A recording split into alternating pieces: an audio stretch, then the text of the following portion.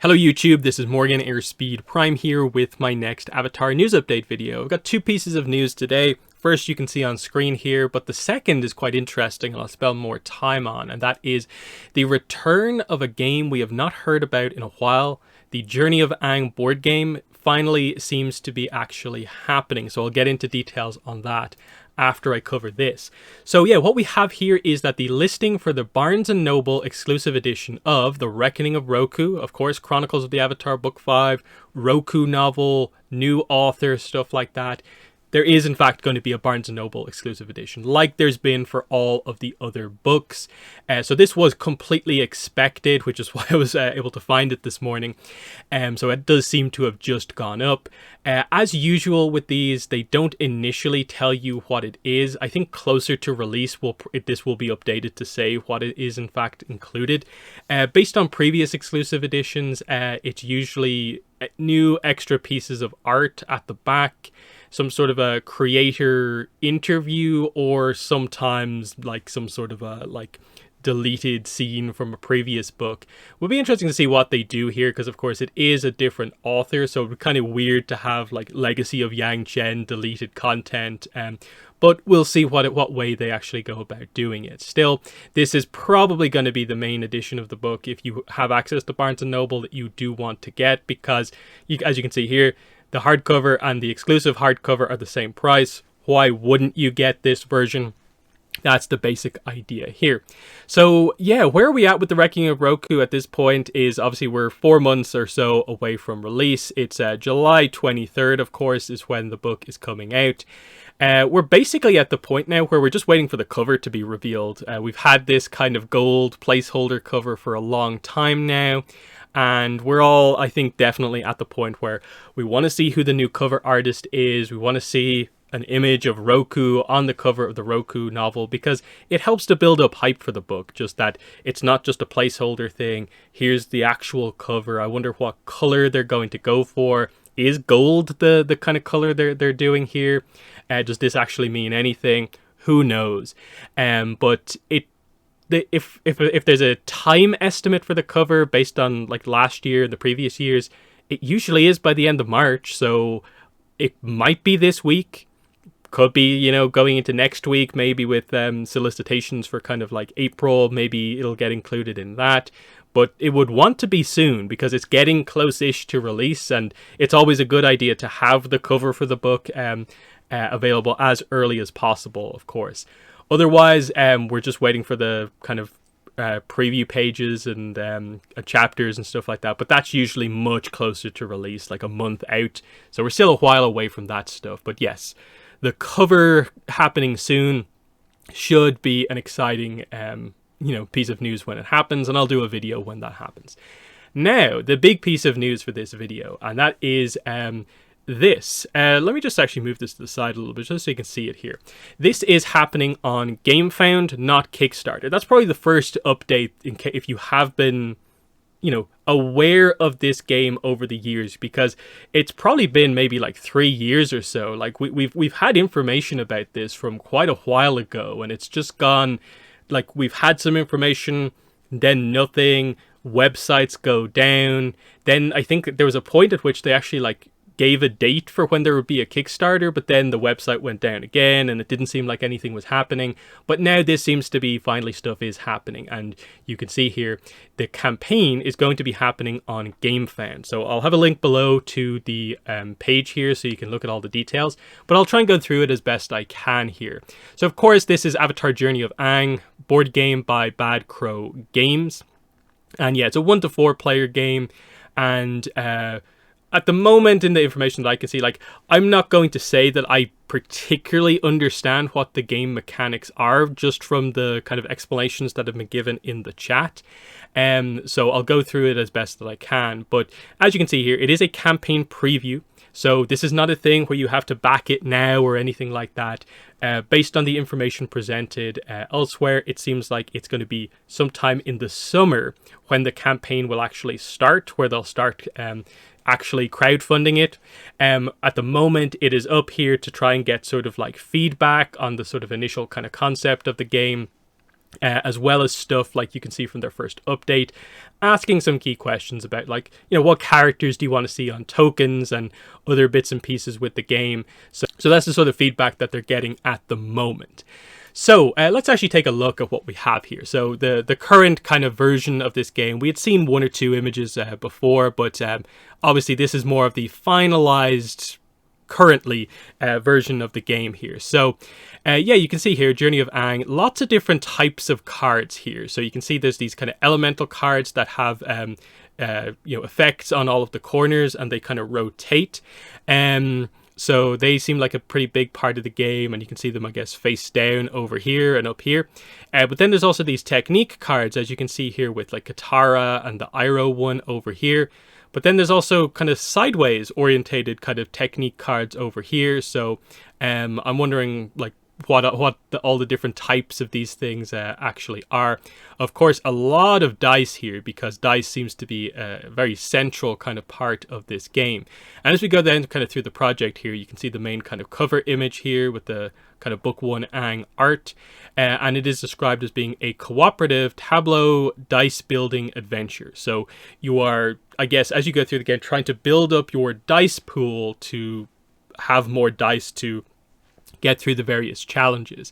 And then I guess the cards add on to your ability to get this stuff. And then based on stuff I've read as well, the idea is that you have to kind of rotate these cards all the way around, and that kind of masters like a little bit of that element, and that improves your dice pool, I think, for that element. And so that's kind of part of the kind of progression idea here. You can also see from the board that the game is kind of based around kind of following the journey of Aang, as the game's title would suggest. So of course, starting from the Southern Water Tribe and then kind of moving up to the north, to Ba Sing Se, to the Fire Nation, and then you can see the kind of idea of the bosses, which I believe they've said somewhere are printed on the board. So you can see Fire Lord Ozai here, and then Phoenix King Ozai down here. Because I think you can, if you're quick enough, I think you can get to Ozai before the comet actually arrives, and you face a slightly weaker version of Ozai, where it's like, what, 12 of each element required, versus Phoenix King Ozai, who's 15 of each element. And I think that relates to like the dice and stuff like that. So the idea is, like, I guess by the end, can you roll enough dice to get 15 elements across all your dice or something like that? So interesting kind of premise here. Definitely would like to see more of the cards and just have a better sense for like how exactly all these pieces kind of work together, because like you can see here, yeah, technique cards up here, but then these are like there's some character cards here, because they're talking about the idea that I think you have like companions with you. Of course, Aang is obviously going to be with you because it's his journey, but like you have other characters with you as well. And that's part of the kind of random kind of variety in a way of the game. And then it seems like there's other kind of things going on down here. So definitely intrigued to see kind of how this exactly plays out. Yeah, you can see here, you can do Ozai or Phoenix King Ozai. Balance your time. 1 to 4 players, 36-60 minutes, ages 8+, and based on some of the comments they've said, they're trying to make this a sort of kind of medium level complexity game. That it's not meant to be too easy or simplistic, but it's not meant to be super heavy mechanically either. So that seems to be a rough rundown of the game components. So a 2-sided main adventure board, player board, player token, basic dice, elemental dice, avatar dice, harmony cards, challenge cards, technique cards, companion cards, elemental marker tokens, player skill markers, and a draw bag. And there's their first question here, of course. Which character do you want as a token? I'd probably pick Cabbage Merchant, just because I feel like, yeah, that's a cool token to have. But Momo probably should be in there as well. I'm not sure you quite need the Blue Spirit. There's probably a bunch of other characters to do before Blue Spirit, but anyway. As for the 2-sided board, it is not a situation where one side of it is like Korra.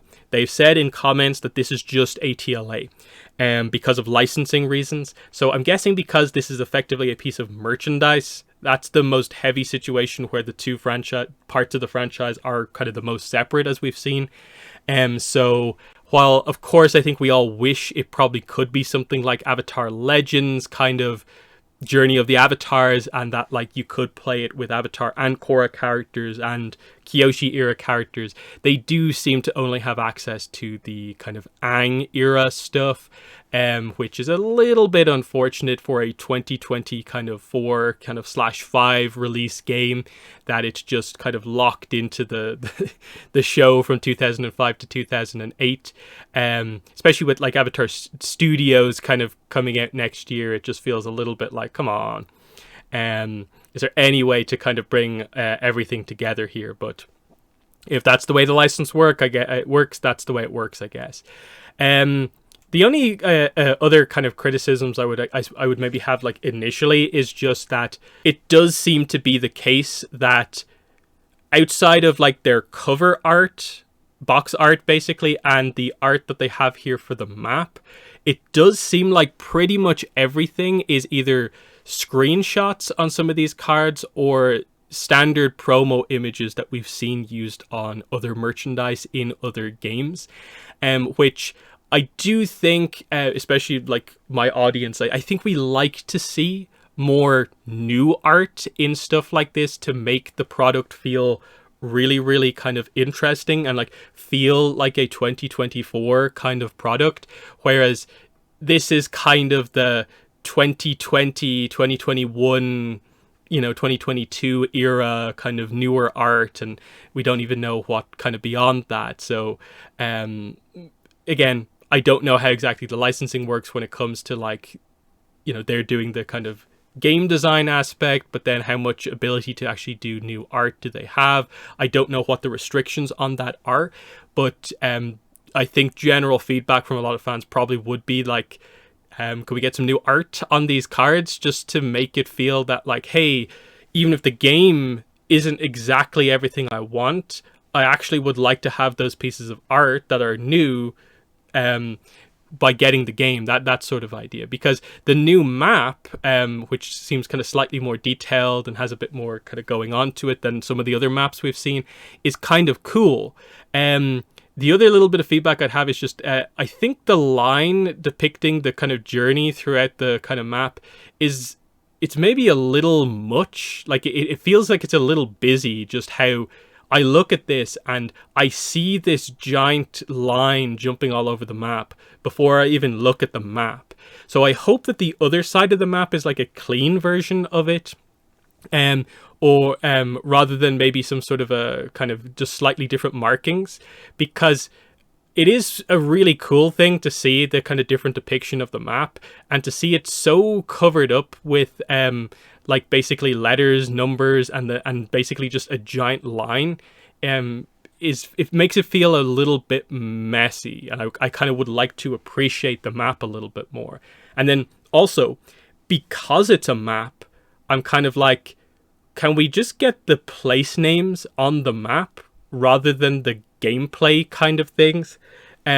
Just because I think we could do with a good annotated Avatar map that actually has like all of the place names kind of actually listed on it.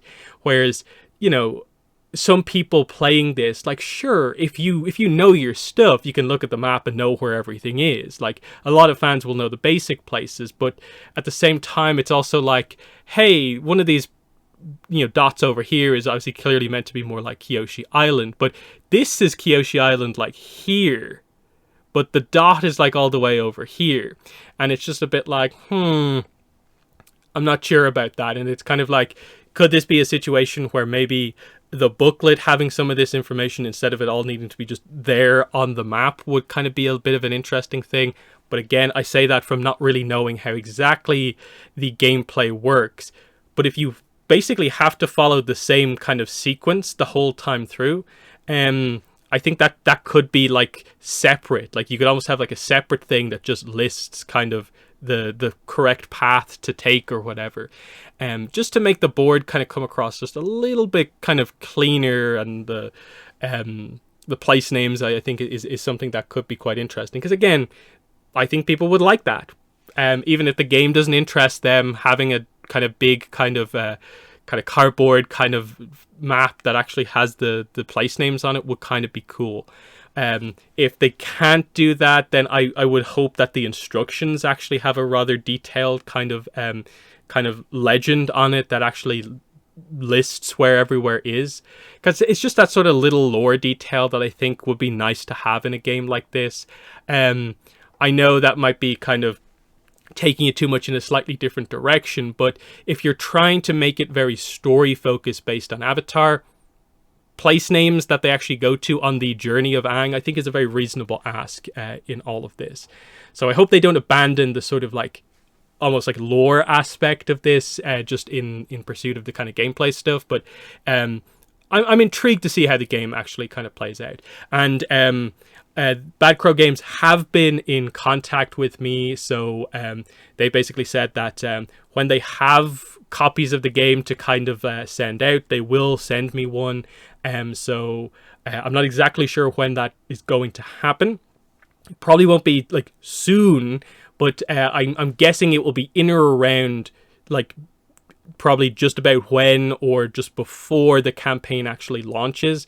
I should have that. I should be able to maybe get some videos out explaining how the game works and stuff like that. So at some point in the future, expect some content from me covering this game. And of course, just in general, in terms of my news updates, I'll let you guys know when exactly specific things are happening in terms of like when the campaign actually goes live. But again, not until summer at the very least, so remember that. And then the final thing I'll just direct you towards is that, again, it's kind of almost hidden in the comments a little bit here, but on Board Game Geek, there are these designer diaries that are gradually coming out over time about the game. So if you do want more details, like I do, you can read these. So there's 2 of them up right now. Again, I'll link them both below. This is the first one, which is the birth of Journey of Aang, explaining kind of, you know, how it kind of came about over the years, basically. And then the second one is a mechanism overview, which explains a little bit more about, like, if you don't really get a sense for how the game works, you get a bit of a sense from it here. But I still would like some maybe instructions just for a greater sense for what's actually going on with the game. So in the comments, let me know what your thoughts are on the Reckoning of Roku Barnes & Noble exclusive edition. What are your thoughts on that? What will they do as exclusive content? And then Avatar Journey of Aang board game. What are your thoughts on this kind of coming back into play out of nowhere a little bit here? Are you interested in this? But yeah, that has been the video. Let me know your comments below, but that's been it. Thanks for watching and bye.